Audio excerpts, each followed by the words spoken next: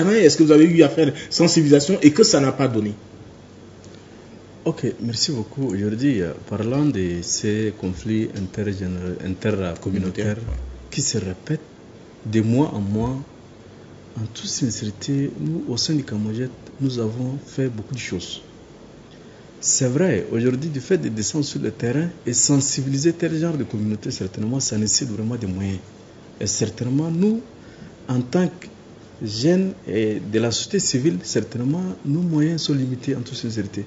Notre force, c'est quoi? Notre force de se communiquer, de se faire des plaidoyers, de faire des propositions aux gouvernants afin d'être ensemble, descendre sur le terrain, faire quelque chose. Et avant d'arriver à ces problèmes, certainement ici, dans ces plateaux aussi, on a parlé. Et à travers d'autres canaux, on a parlé. Nous avons dit, certainement, ce problème a été identifié. A été identifié comment?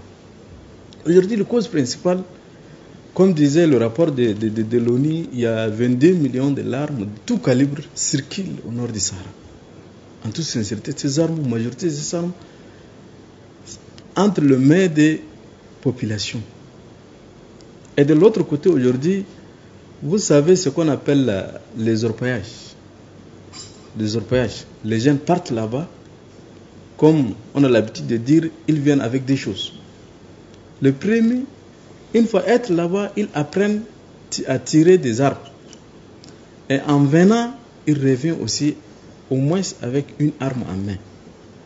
Et là, vous savez, tel genre de situation où l'État, certainement, n'a pas eu vraiment le contrôle de tel genre de choses. Et aujourd'hui, si on prend par exemple les deux régions plus la région de BET, ce sont des régions les mieux armées. On peut dire le mieux armées. Et de l'autre côté, aujourd'hui, comme disait tout récemment, le président a instauré ce qu'on appelle l'état d'urgence pour essayer de maîtriser ces zones en termes de sécurité. Donc c'est un acte à saluer certainement. Mais tel genre de problème, en toute sincérité, ça devrait être fait avant même le descente du président sur le terrain. Aujourd'hui, on te nomme sous-préfet. Tu représentes le chef de l'État. Tu as tous les prérogatives pour instaurer un certain nombre d'instabilités dans ces régions. On te nomme un préfet. Tu as tous ces pouvoirs-là pour instaurer un certain nombre d'ordres, et voire même le gouverneur. Et malheureusement, aujourd'hui, ces problèmes ont pris autre ampleur. Certainement, nous avons dit, ces problèmes, ce n'est pas la mentalité de ces gens-là, ces populations. Il y a d'autres mentalités plus lourdes de l'autre côté qui a la main dessus. C'est que nous avons dit à plusieurs reprises.